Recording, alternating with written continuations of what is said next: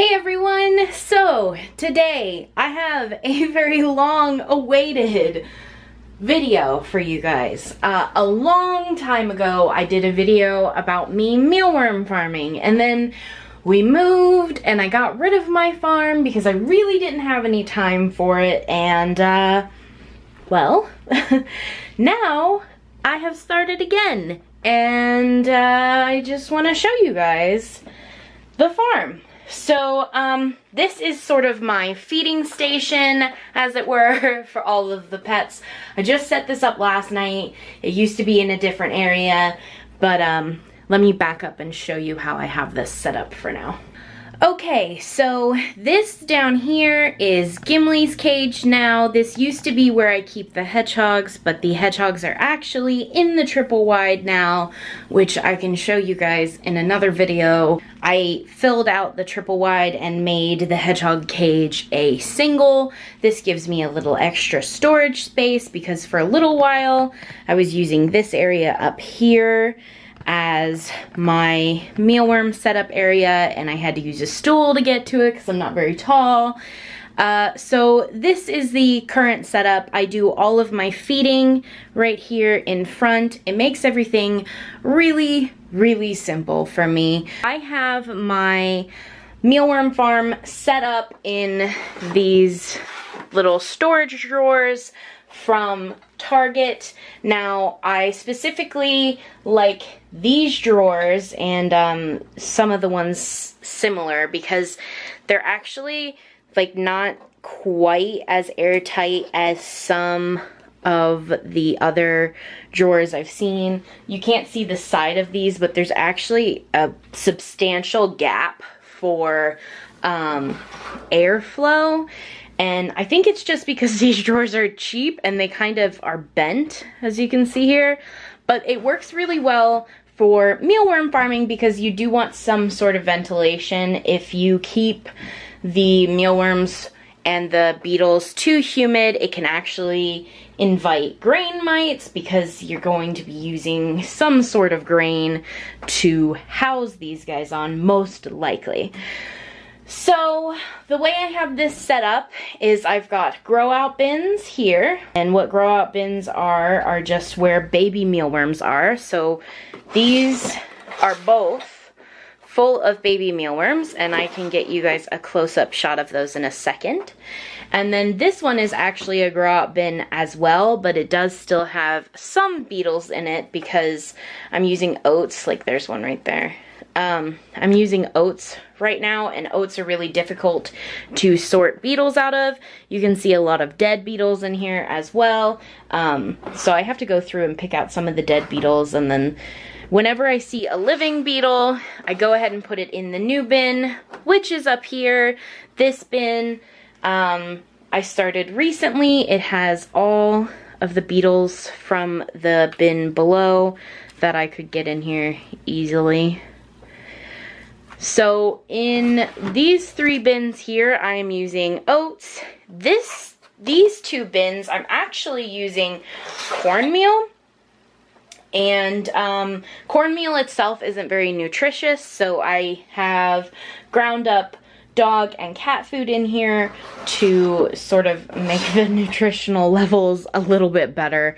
I do gut load my insects, which obviously you're not seeing right now, but like there's a little piece of leftover carrot in here and stuff like that.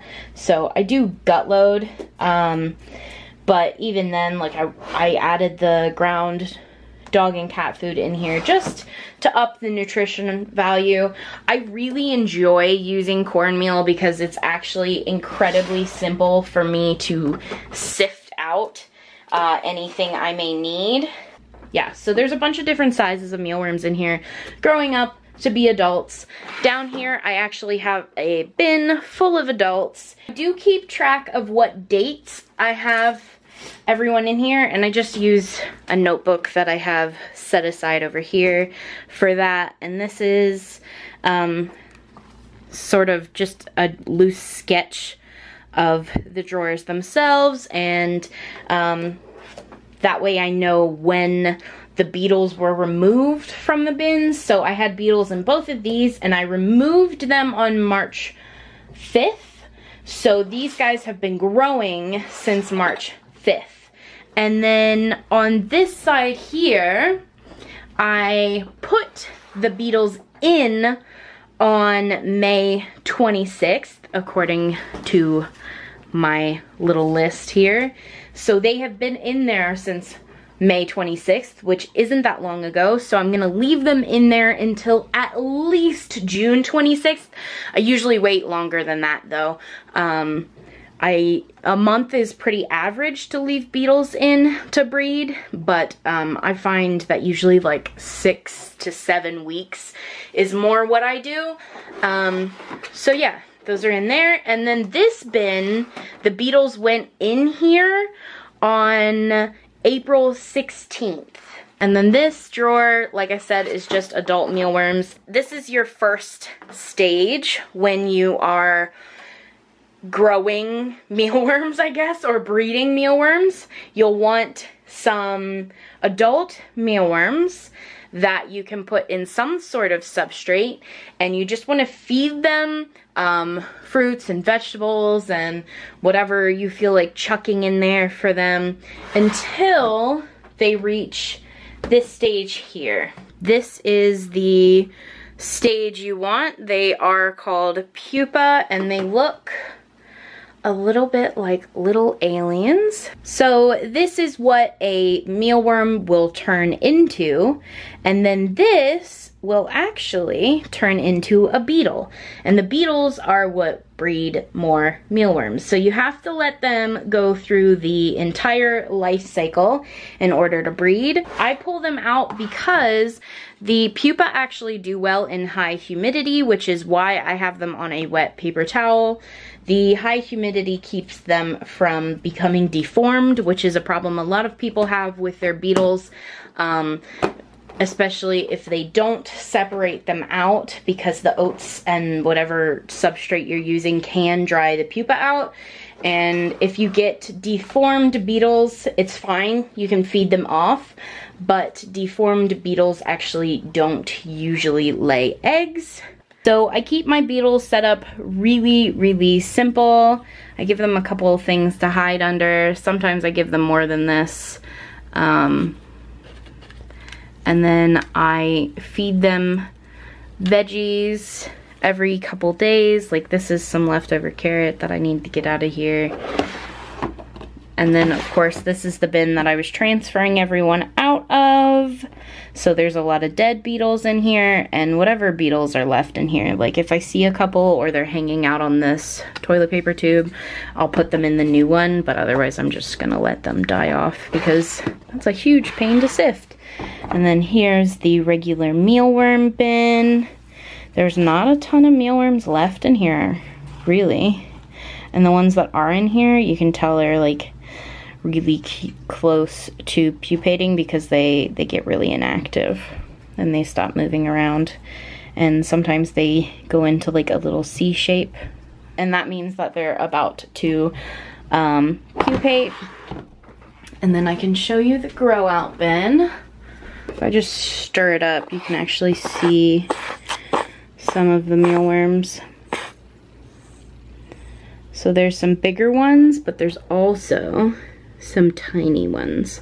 I'm not really sure why that is. I'm assuming some of them were born when I very first put the beetles in, like part of the first cycle, and then some of them were born when I took the beetles out. And so there's some youngsters in here. But thankfully, because this is cornmeal, I'll be able to sift them out pretty quickly. And this one's the same. If I stir it, I'll be able to find some, like that one. And there's some babies in here too. Like, I don't know if you'll be able to see that at all, but there's a really, really tiny one right there. I started mealworm farming again just because I like having some source of food on hand for my hedgehogs and my tenrec at all times. Obviously, mealworms and darkling beetles and pupa are not their main source of diet by any means. It's just one of the many things they eat, but I do order most of my feeder insects online, so it's nice to have something on hand at all times because I find it reassuring that if I run out of everything else, I'll still have some feeders on hand. So that's it. If you guys have any questions, feel free to leave them down below so that I can help you in any way possible. There is a great Facebook group that I learned a lot about this stuff on called Mealworm Farming. And yeah, sorry if this was boring for some of you guys. I realize mealworm farming is not like a super fun topic for everybody. Also, just keep in mind you don't need a setup that's quite like this large. I mean, this isn't even that big, but you can do something really tiny too if you want. You can use little Tupperware containers like this and, you know, get like 100 mealworms or 50 mealworms. I've seen people do it with only 20 mealworms and start a little farm. Just keep in mind, this is an extremely long process. As I mentioned, these guys were bred on March 5th, I think is what I said, and they are just now starting to have some that I could even feed off. The rest are really tiny, so it's definitely a long process. You have to be willing to wait it out. But yeah, if you have any questions, feel free to leave them down below, and I will hopefully see you guys in my next video. Bye!